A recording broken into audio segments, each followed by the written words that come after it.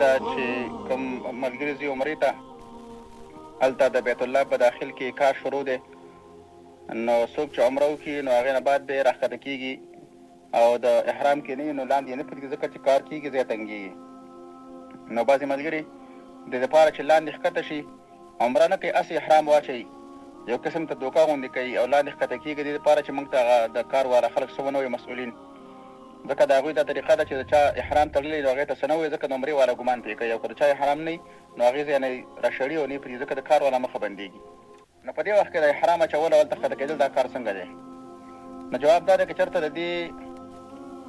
اول خو دا خبره ذهن کې باید موږ او تاسو واچوو چې هغوی کوم خدمت شروع کړي هلته د حاجیانو په خدمت کې لګیا دي او هغوی دپاره ځای برابروي د زمزم او یا نورو څه کوم کارونه چې روان کړي نو هغه د دې حاجیانو په خدمت کې لګیا دي هغوی چې کله خلک منې کوي چې لاندې مه راښکته کېږئ که چېرته ستا په راښکته کېدلو باندې ځای تنګېده او د هغوی د کار مخه بندېږي ځکه ته هم ښکته کېږي بلم داسې په سوونه خلک به یې دا دوکې کوي د هغوی مخه بندېږي نو دا کار به جایز نه دی ځکه دا دوکه ده او دلته د مسلمانانو د کار مخه په دې باندې بندېږي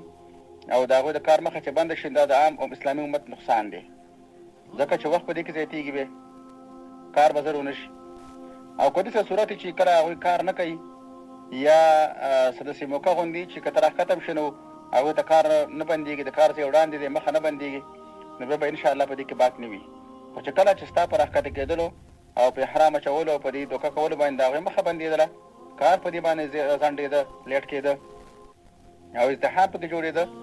نو دا به قسم ته خیانت دی دوکه ده دې له ځان بچ کول پکار دي السلام علیکم ورحمة